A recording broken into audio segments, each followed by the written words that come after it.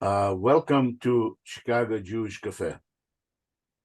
When I did my graduate work in the Department of Near Eastern Languages and Civilizations of the University of Chicago, my main interest there was the origin of Ashkenazic Jewry. The questions regarding Hebrew language naturally came up. Indeed, one of the factors that led to my admission to the PhD program there was my work on the new Russian translation of Torah. It is there that two things happened that forced me to ask a question that I hope our today's guest will be able to give us some answer for. One, it was the realization that the earliest speakers of the language that we call now Hebrew were people who Greeks called Phoenicians, and who did not use initially the alphabetic writing, but cuneiform. And two, second factor, second event, that the earliest English textbook of Phoenician grammar that I came across relied exclusively on its author's knowledge of Hebrew to explain Phoenician. So the question arose for me, why would these Phoenicians, who, by the way, called themselves not Phoenicians, like Greeks called them, but Knaanim, Canaanites, suddenly changed their writing and started to use unknown to them until then alphabetic script?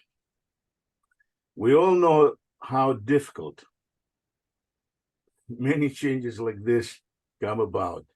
How many times Americans tried to change inches into centimeters and failed?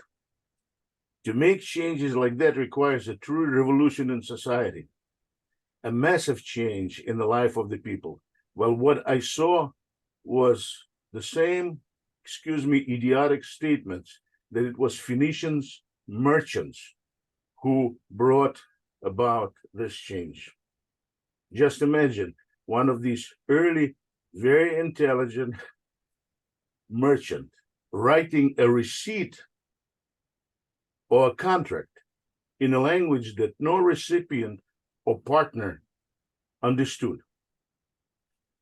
Those were some very special merchants. The world has never seen super innovative and progressive merchants like that before or since. So how and where the earliest wide use of alphabetic writing took place? I look forward to finding the answer to this question from our guest, Dr. Douglas Petrovich, a professor of biblical history and author of Origins of the Hebrews, New Evidence of Israelites in Egypt from Joseph to the Exodus. His previous book was The World's Oldest Alphabet, Hebrew as the Language of the Proto-Consonantal Script. Douglas, Bruhim Habayim, welcome to Chicago Jewish Cafe. Thank you very much, Alexander. It's great to be with you and with all of your guests. Douglas, so my question is this: how and where the earliest wide use of alphabetic writing took place, according to your understanding? Well, the answer probably requires about 3 to 5 hours to give you the full rendition. But just briefly, the one thing that is indisputable and that scholars all agree on is that the earliest form of the alphabet dates back to the 19th century BC. There are very few people who disagree with this. We know because there are inscriptions from two places, two larger places. One is Egypt, and the other is Sinai. And of course, in greater antiquity, Sinai was part of Egypt. Egypt owned and controlled the entire peninsula that we know of as Sinai. So it's at sites in these two places where the alphabet originated.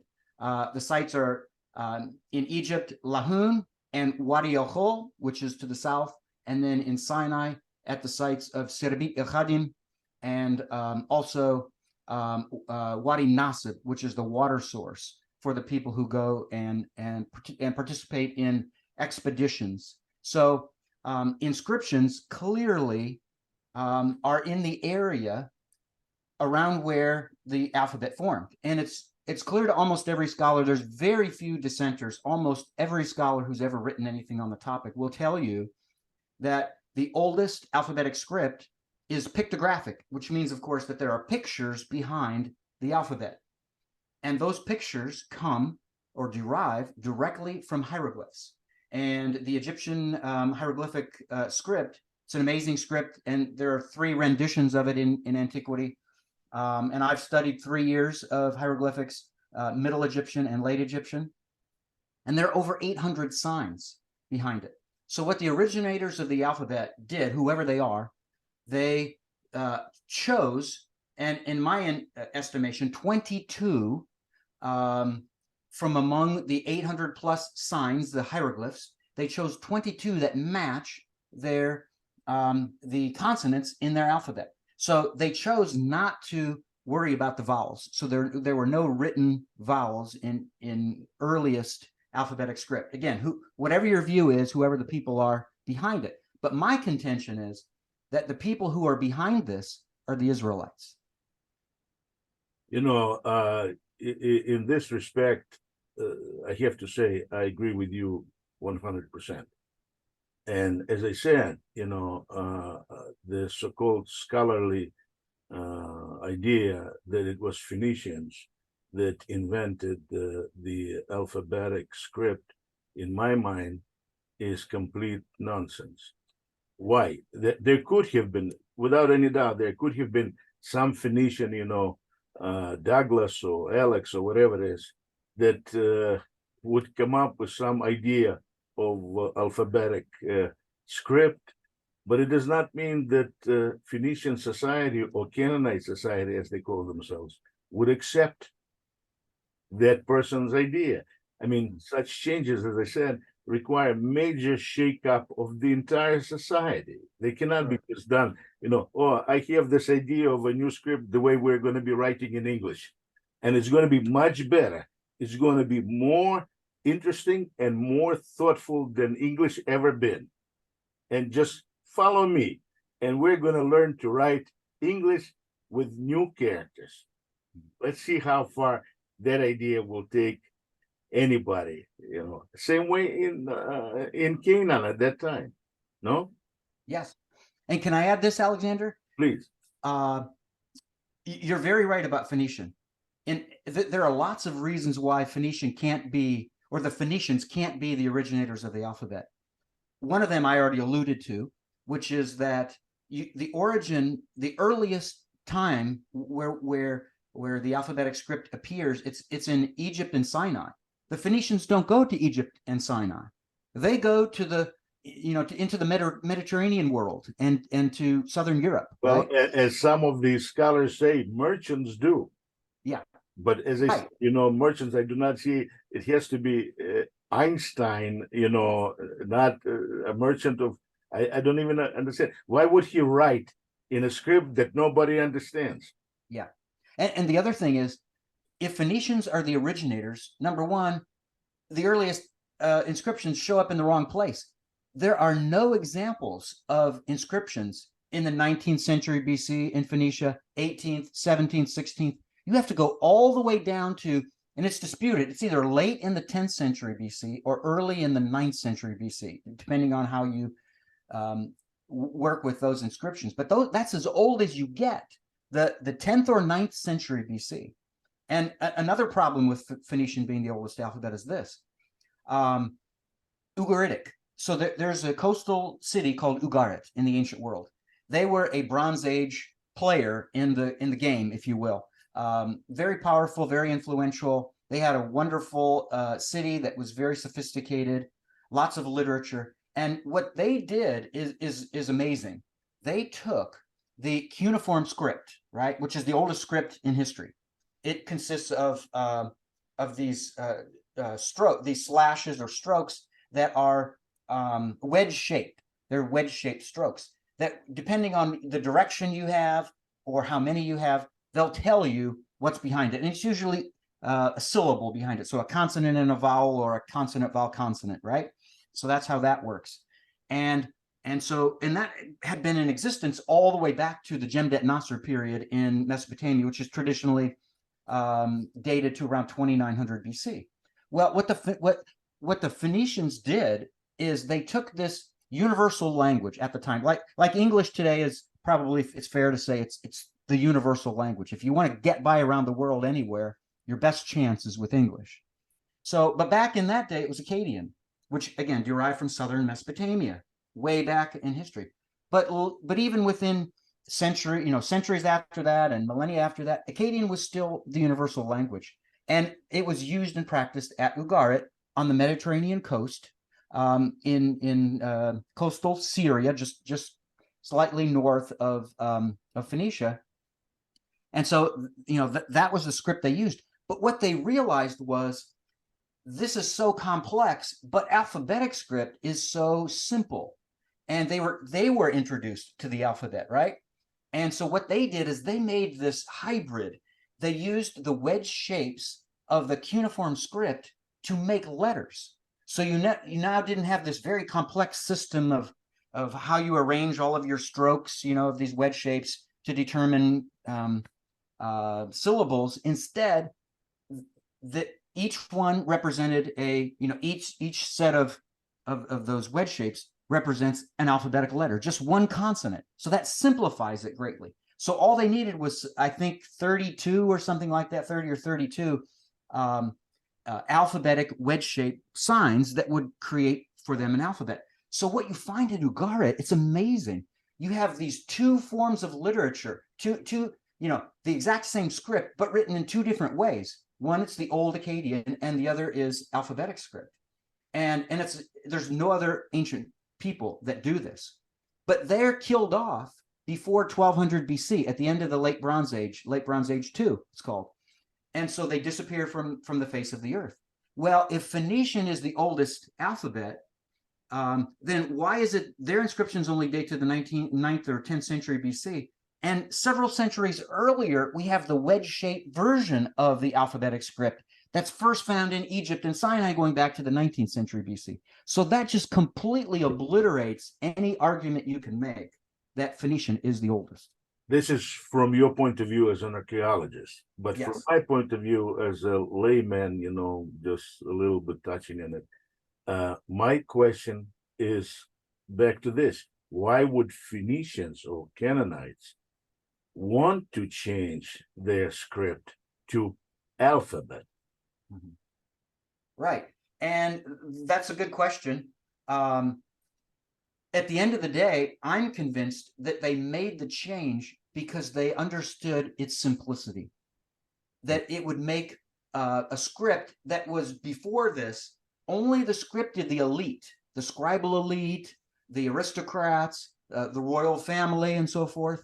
They knew that they could take this very complex writing system and simplify it many times over.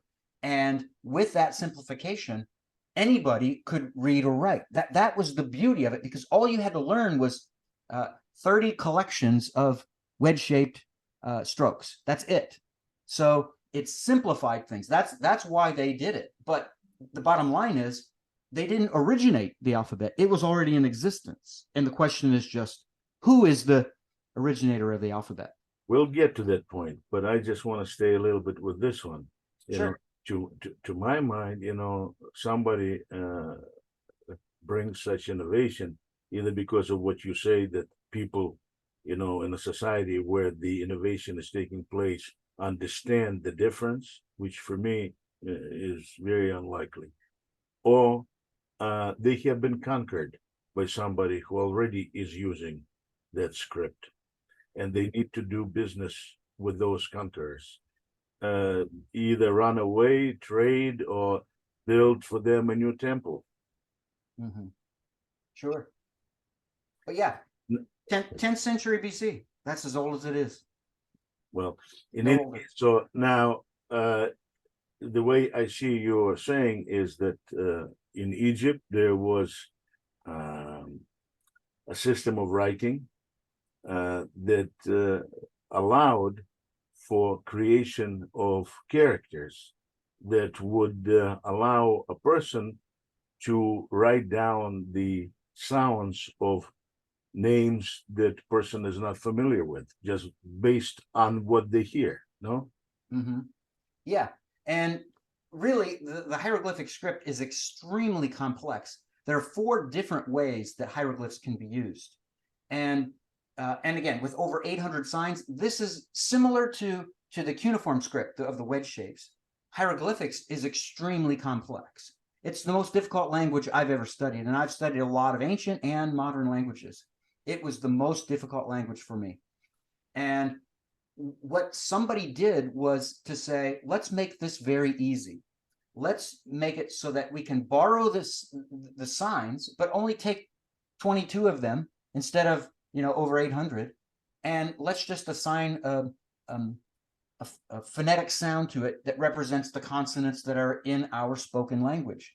So they really wanted to make things easy, to take something difficult and make it simple, and that makes sense because most of the Israelite people, according to what we read in the Bible, this early in time, they weren't in the courts. They weren't aristocrats. They were average everyday people who were involved in either agriculture or more commonly raising animals. Right? They were animal husbandry was their craft, and some of them became miners, and some of them became vintners, and those who would work the land and make grapes that would go into the making of wine. And these are, these labors are such that these aren't academic people. So the beauty of the earliest script is that it makes it readable, understandable, comprehensible, usable for your average everyday Joe, simple people. Very interesting. You have a very interesting perspective on it, but my perspective is a little bit different. I'm asking myself, when they left Egypt, and of course, not everybody agrees that even Jews were in Egypt. I mean, to me, this is, of course, astonishing. Why would I, being born a free man in some mountains, tell everybody that actually my ancestors were born in slavery, that they were born slaves? Why would I? Unless it was the case, I would never say anything like this. Right. And also, they say, oh, that they were just some Canaanites. Jews were Canaanites. They just staged an uprising, like Russian Revolution. Russians staged an uprising against czars and came to power, and now they're different, better Russians.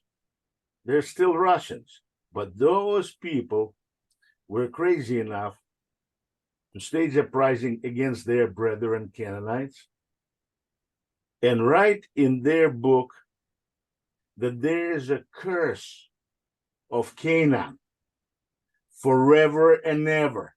Mm-hmm. Can you believe that? I mean, wow, those had to be some really crazy Jews. I mean, Jews are crazy, but those were really crazy. But in any case, my question with regard to alphabet is this. When they come out of Egypt, and there's the first census, God orders the first census. Mm-hmm. In what script, how do they register the results of that census? Yes, right. And writing in those pictograms, hieroglyphics, what are they doing? Yeah. And another thing that's related to this, God commanded the Israelites through Moses to make a high priest. There was this new office of a high priest, and he had to have special garments, and these special garments are, of course, described in the Torah. And as part of that, they're to put 2 stones. It's a black stone. What is it? The opal on the shoulders of on both shoulders of the high priest, and those stones are to have the names of the 12 tribes of Israel inscribed on them. And in what language, what language are you going to use, and what script are you going to use to inscribe these into the stone of the opal, so that it's a beautiful token on the shoulders of the high priest. And here's the point: you already have to have a language and a script codified. It has to be nationally known, used, and so forth. And they were also instructed to write the Shema on their doorposts. Right. This is the time of Moses. They were instructed to write. It is still in Egypt. Yes, exactly. So the script has to go back to the time they're already in Egypt. It's got to be in place already. And that's my whole point that I try to prove in my book, The World's Oldest Alphabet, Hebrew as the language of the proto-consonantal script, which means Hebrew as the language that's behind the world's first script, alphabetic script, which consists only of consonants, right? So that's very important in all of this. Very good.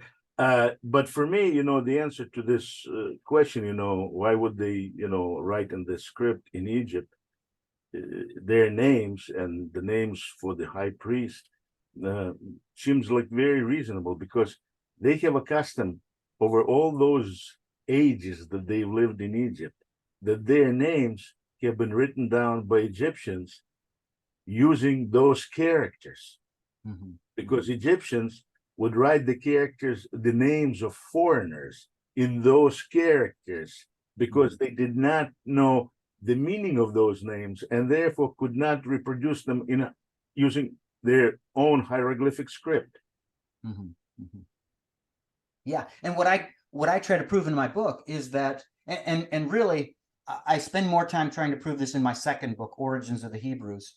But there, I try to prove that we have on the wall, right? Yes, the book that's on the wall. Yes, on the wall. And this is the first book of its kind. Never before in history has anyone ever attempted to write a book on the archaeological evidence, the epigraphical evidence, which means ancient inscriptions, and other forms of evidence that directly connect the people who lived in and around Egypt back in the early part of the second millennium BC, to identify them as Israelites. And of course, Exodus 12:40 and 41 says that the Israelites resided in Egypt for 430 years. That's a long time. So my book tries to show all the evidence that's been found now because of the work of archaeology and other disciplines. And in that, I try to also prove that it's Joseph's two eldest sons, Manasseh and Ephraim, right? They are the ones who invent the alphabet. And they're the perfect candidates. Wow. Why? You're taking it to a concrete person. Yes. I do not know if I would go that far, but you're the boss. So Sure. Well, and that's why you have to read the book, and then be the judge, right? So and let the evidence speak for itself. If it can be persuasive, wonderful. If not, that's okay too. But I try to present enough evidence to show that it's those two that, number one, we can identify them in Middle Egyptian inscriptions. Clearly, we can identify them. And number two, they're the masterminds behind the alphabet, because it's in their days that it's invented. And Manasseh goes down to Sinai as part of these annual expeditions to extract turquoise, because that's a lucrative industry, and they participate in that. And he himself is the one who records those annual trips that are taken down for the extracting of that turquoise. And he's identifying himself in his Egyptian name and his Egyptian title. Those annual trips that you just mentioned are not mentioned in the Bible. Right. They're not mentioned in the Bible. No. But they fit biblical chronology perfectly. Well, that's good. Now, another thing that,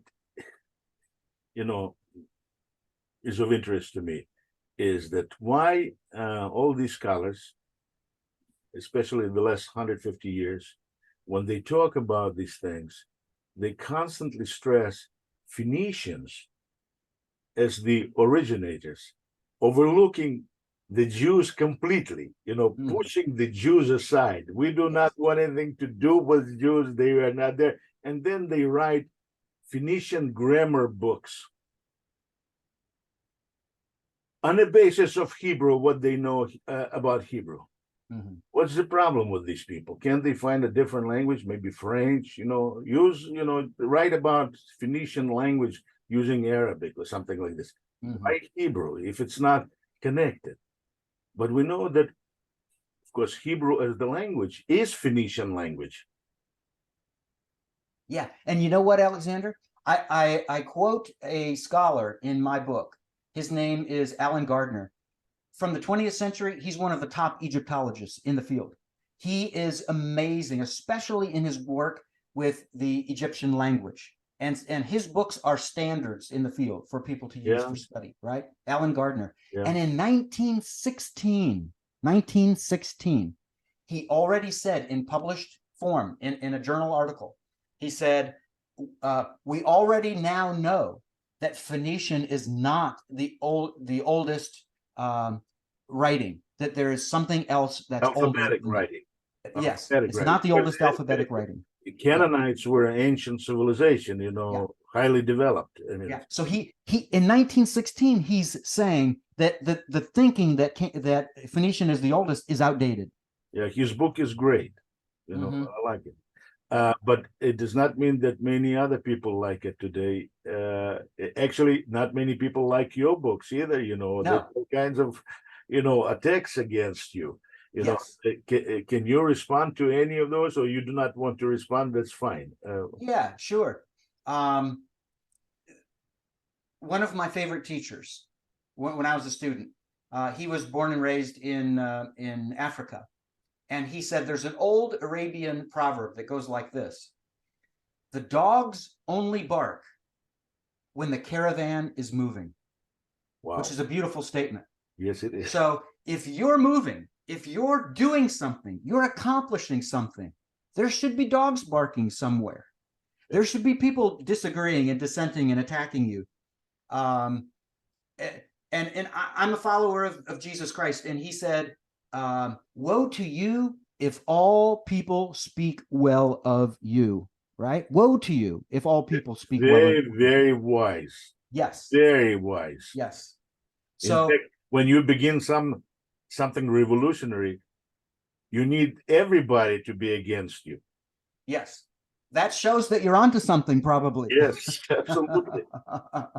And for me, this is a very important thing. Why? Because in my mind, because in my sense, the covenant between Abraham and God is the covenant about creating the offsprings of Abraham, first of all, Jewish people who are going to be in the service of entire humanity. So every family in the world would be able to find the blessing for itself through you and your offsprings. Yes. Yes.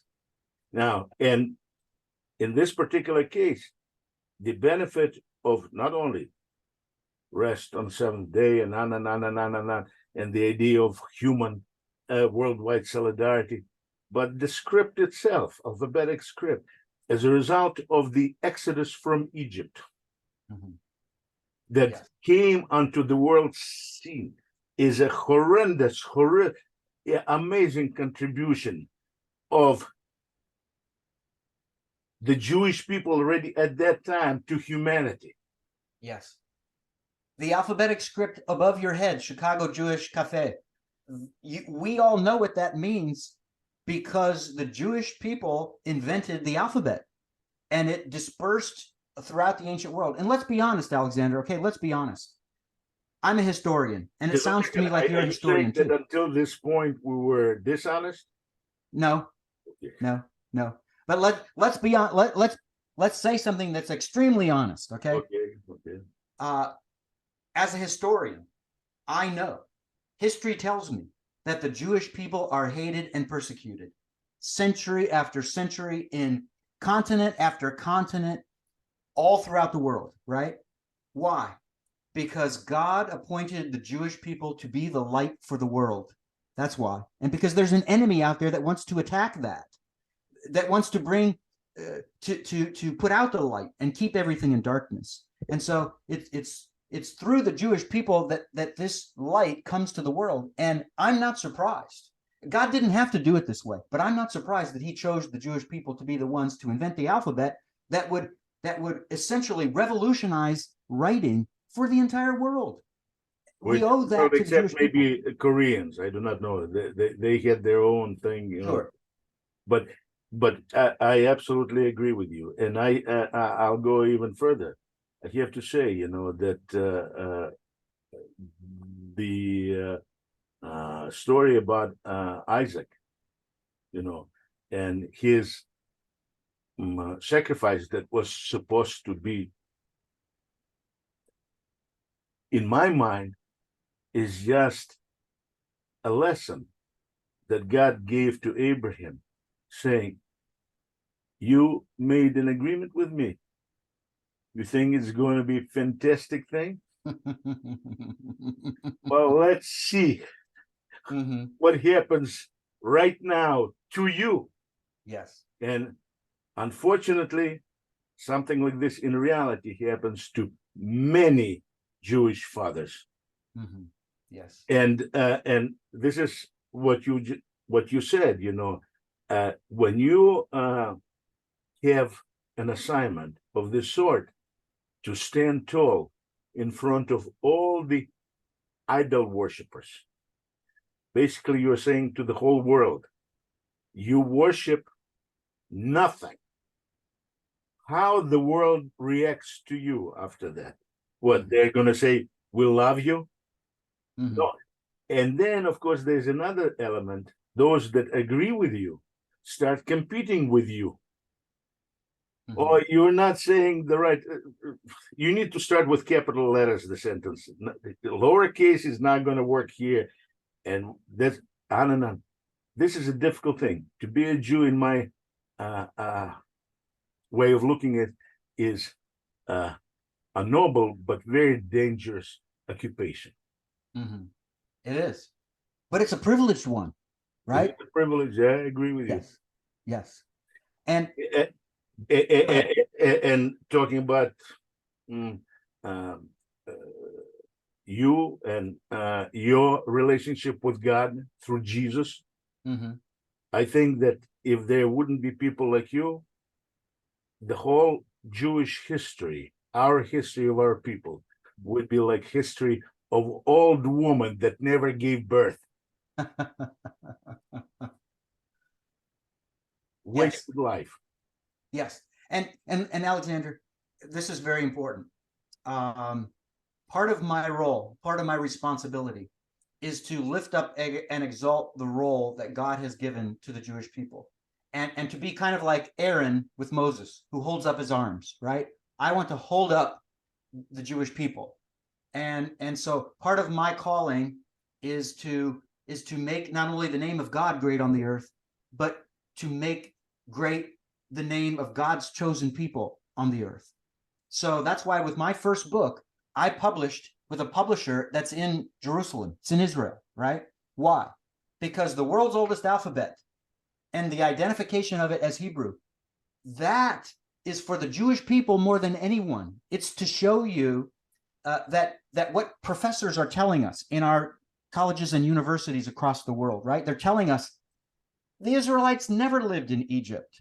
They didn't suffer bondage. They weren't miraculously taken out of there with this great event at the time of the Exodus. None of this is true. This is all just designed to make Jewish children think that there's a glorious past that they never had, right? These, whatever, the authors after the fact trying to make you think things that didn't exist, don't want to exist, and will never exist. Yes. And here's the thing. If they can destroy your confidence in the historicity, right, and the historical events that are recorded in the Hebrew Bible, if they can destroy your confidence in that, then what happens to your confidence in the spiritual message that's behind it, right? All of a sudden you look at it and say, well, if I can't trust the history, how in the world can I trust the spiritual message? And that's their design, to steal away from your heart the trust that you have in the God of Israel, right? Through what he has done through his people in history. I have a friend, an atheist, who goes to synagogue and carries around this JPS Hebrew English Tanakh, saying that this is the greatest book that he knows. He's atheist. Now, he's carrying around the book that I made for Jewish Publication Society. He told them that he was very surprised. But in any case, so and he goes around with this book, and he just criticizes. No, it didn't exist. Jews were never in Egypt. They were some progressive force in mountains of land of Israel. I do not know even. I don't think he called it land of Israel.